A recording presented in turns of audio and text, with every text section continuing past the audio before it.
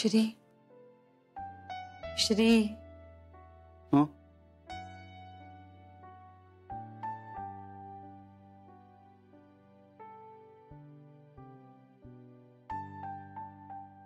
बापरे, अंधारही झाला ग. तुला काही खायला आणू? दिवसभर आपण काही खाल्लंही नाहीये. नाही, मला भूक नाहीये. पण जा, तू खाऊन घे आता काहीतरी. जा. नाही रे, मलाही काही खावंसं नाही वाटत आहे. आज आपण ऑफिसलाही गेलो नाही आहोत श्री. जान्हवी, माझं डोकं पण भणभणत आहे. म्हणजे काम, भूक या गोष्टी डोक्यातच आल्या नाहीत ग. तू खाली जाऊन आलीस? नाही. सगळ्यांना खूप प्रश्न पडले असणार आहेत. हो ना. आणि त्या कुठल्याही प्रश्नाचं उत्तर आता देताही येणार नाहीये.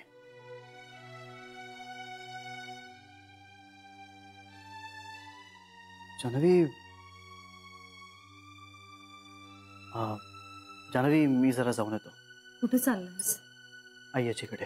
थांब जरा, मग मी पण येते. मला भेटायचं आहे. प्लीज ना. ऐक जान्हवी, तू बस इथेच, मी जाऊन येतो. अरे पण ऐक ना, मला पण. श्री, आईयाची,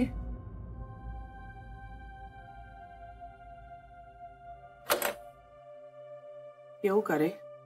आईयाची, अगं ये ना, ये.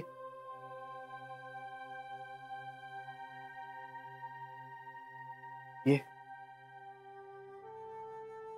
आईजी, बस ना. आम्ही खरं तर आता तुमच्याच खोलीत येत होतो. मी पाणी देऊ तुम्हाला? नाही, नको.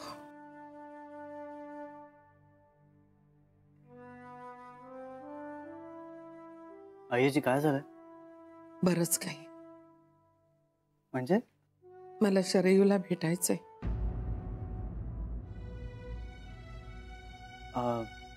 आईयाजी, मला काय वाटतं, अजून हवा असेल तर थोडा वेळ घे ना. म्हणजे कदाचित हे. नाही, आता आणखी वेळ नाही घ्यायचा.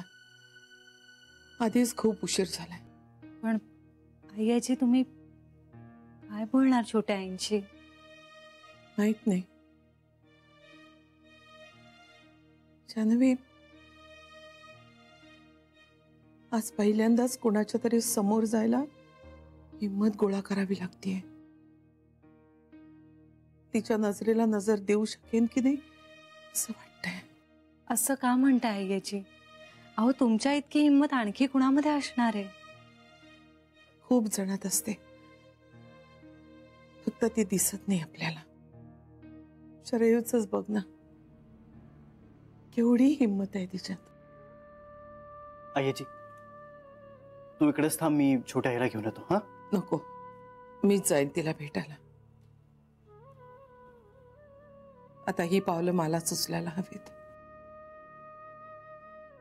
पण तुमची साथ हवी आहे. याल ना माझ्या बरोबर?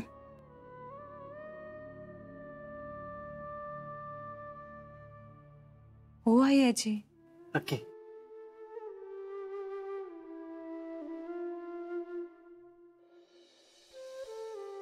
I said to my friend, when will you go to college? I asked my friend, छोटी आई, when? चॅनल काय ग? काय आहे आज? सगळेजण मला भेटायला येत आहे. श्री, तू पण आलायस?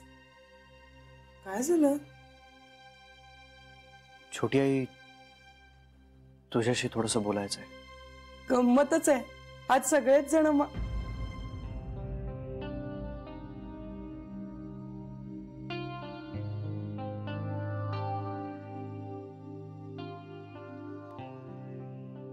आई, तुम्ही आला मला सांगायचं. मी आई बसा ना, मी ते अभ्यास करत होते. मला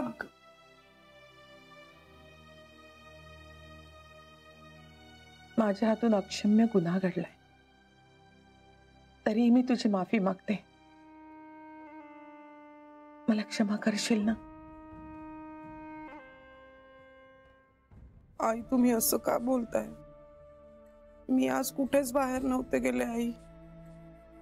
मी ह्यांना भेटले नाहीये, मी फोन पण नाही केलाय, मग तरी असं का बोलताय?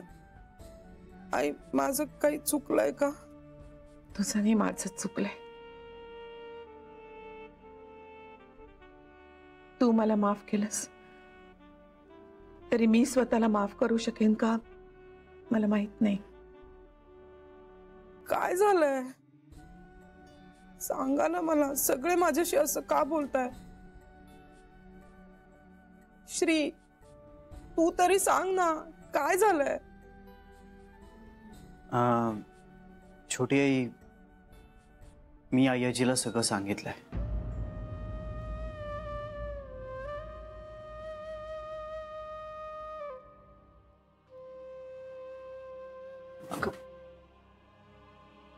श्री, का केलंस असं?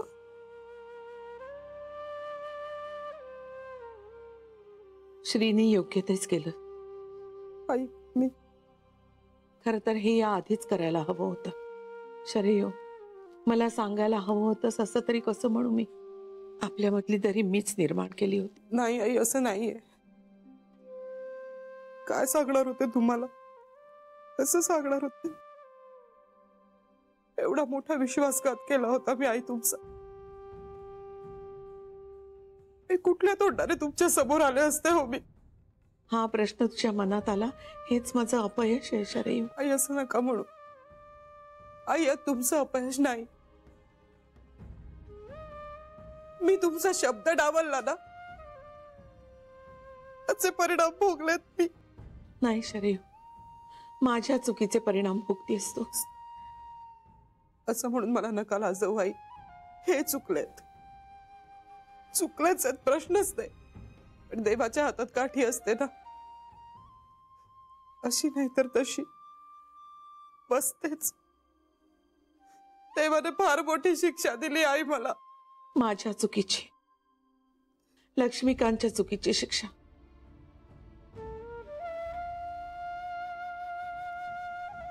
मी स्वतःच्याच नादात होते. तुझ्या चांगुलपणाला मी तुझा दुबळेपणा समजत राहिले, आणि तुझ्या प्रेमाला लक्ष्मीकांत त्याचा हक्क समजत राहिला. आणि तू मात्र हे सगळं सहन करत राहिलीस. लक्ष्मीकांतने वेळीच व्यसन सोडलं असतं तर आज या घरात वेगळं चित्र दिसलं असतं. आई, यांनी सोडलं होतं. खरंच यांनी ते व्यसन सोडलं होतं. श्री, तू सांग ना आईला. आई, आई यांनी दारू सोडली होती अशी एका क्षणात. आताही ते प्रयत्न करतायत आई. पण आता मला म्हणाले की ते हे शहर सोडून निघून जाणार आहे कायमचे. माझ्या भल्यासाठी म्हणे. आई, त्यांच्याशिवाय मी कशी जगू हो? पण त्यांनी ठरवलंय ना, मग ते करून दाखवतील. दारू कशी सोडली होती ना एका क्षणात, तशीच. पण आई यांना वेदवतीची शपथ घातली ना की सगळं ऐकतात, अगदी ते पुटपण.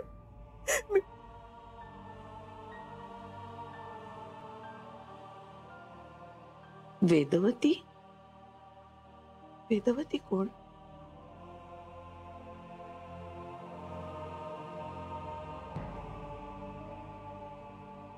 कोण शरयू?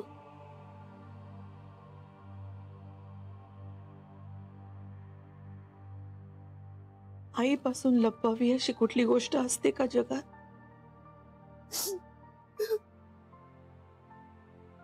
वेदवती म्हणजे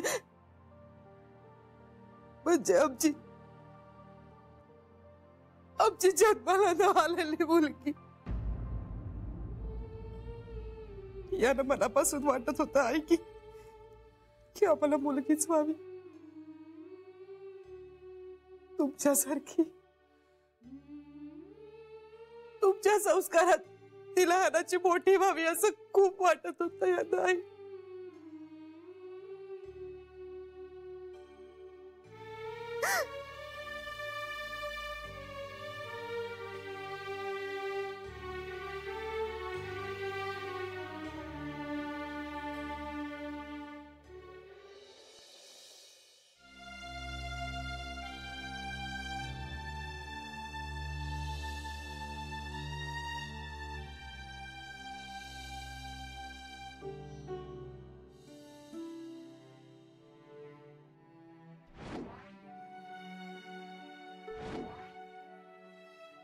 असं नाही करू शकत तू आई, असं तू नाही करू शकत आई. बऱ्या बोलानं खरा बाहेर हो, नाहीतर मला पोलिसांना बोलवावं लागेल.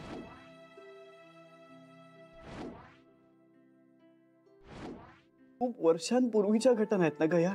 काळ सरूनही त्याची तीव्रता कमी झाली नसली तरी त्याच्याकडे बघण्याचा दृष्टिकोन बदलायला हवा आता. आणि आई आजी ग, तू स्वतःला दोष नको ना देऊस.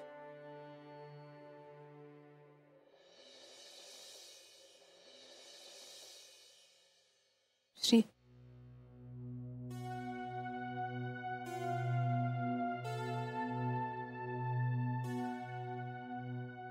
आई आता नको, भूक नाहीये. अरे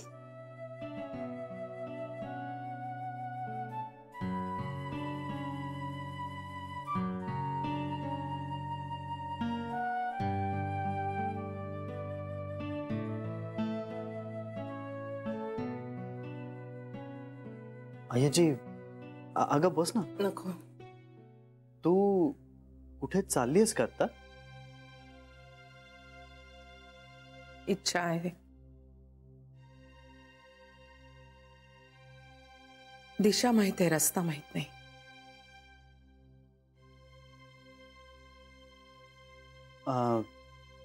मग कोणाला तरी बरोबर घेऊन जातेस का? तू आणि जान्हवी याल?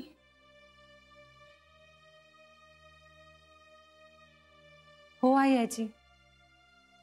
थँक्यू. चला. आत्ता लगेच जायचंय? हो.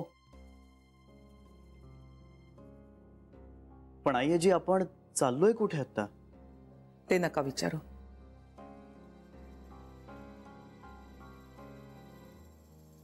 फक्त चला.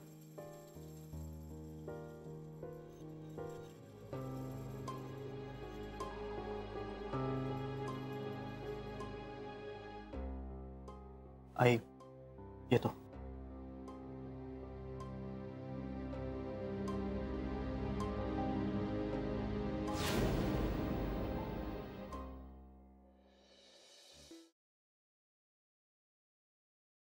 येऊ का? हा या या या. एक मिनिट, हा एक मिनिट.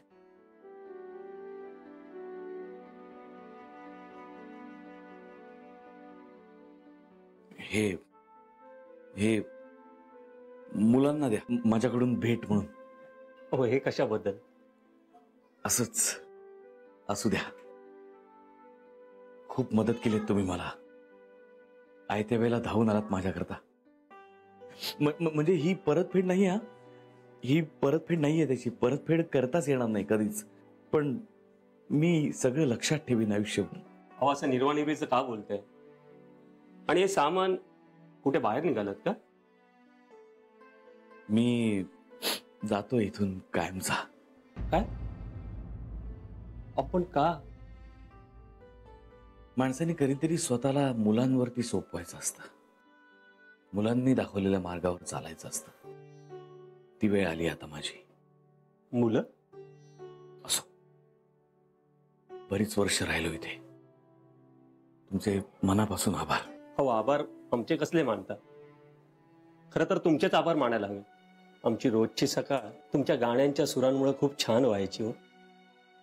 आता सकाळ ओकीपोकी वाटेल. छान वाटलं ऐकून. एक विनंती करू का? हो हो, बोला ना. प्लीज एक गाणं म्हणून दाखवा. आत्ता आत्ता नको. आत्ता कुठे? प्लीज, फक्त 2 ओळी माझ्यासाठी. माझ्या कायम लक्षात राहील. आणि मी सांगेन ना सगळ्यांना. जाताना मला गोखले गाणं देऊन गेले. हीच अडचणीत टाकलं तुम्ही मला. खरं तर मी कधीही कुणालाही देऊ शकतो अशी एकमेव गोष्ट आहे गाणं. या ओठांनी चुंबून घेन हजारदा ही माती. या ओठांनी चुंबून घेन हजारदा ही माती. अनंत मरणे झेलून घ्यावी इथल्या जगण्यासाठी. इथल्या पिंपळ पानावरती. इथल्या पिंपळ पानावरती अवघे विश्व तरावे. या जन्मावर या जगण्यावर शतदा प्रेम करा.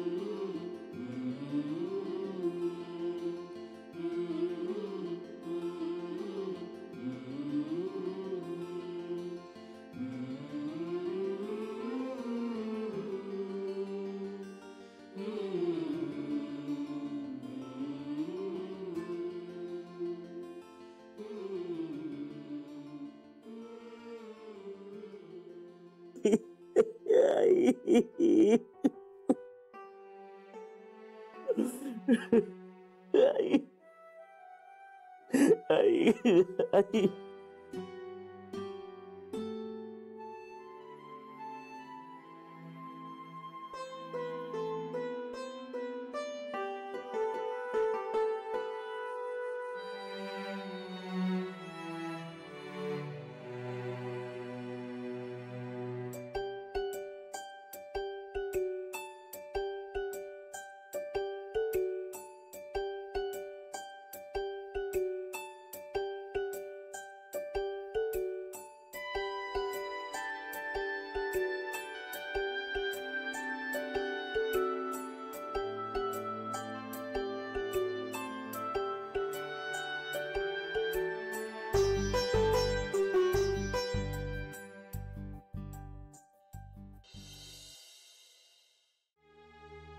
म्हणून मी दार कायम उघडं ठेवायचं.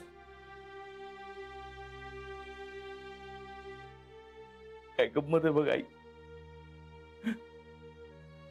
देव तूच, साकडही तुलाच घातलं आणि प्रसाद म्हणूनही तू झालीस. अर्ध्या तासाचा रस्ता पार करायला अर्ध्यापेक्षा जास्त आयुष्य लागलं मला. कांता,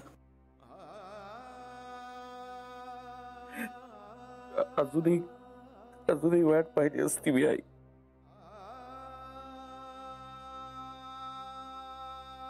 अगं देव इतक्या सहजासहजी कुठे भेटतो.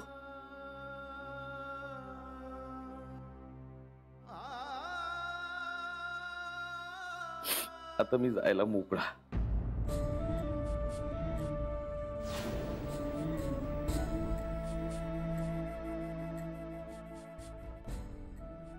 कुठे? माझं इथलं काम झालंय ना आई. आणि आता तूही भेटलीस. आता मी समाधानाने जायला मोकळा. कुठे निघालात तुम्ही? अरे तू सांगितलंस तिथेच निघालोय.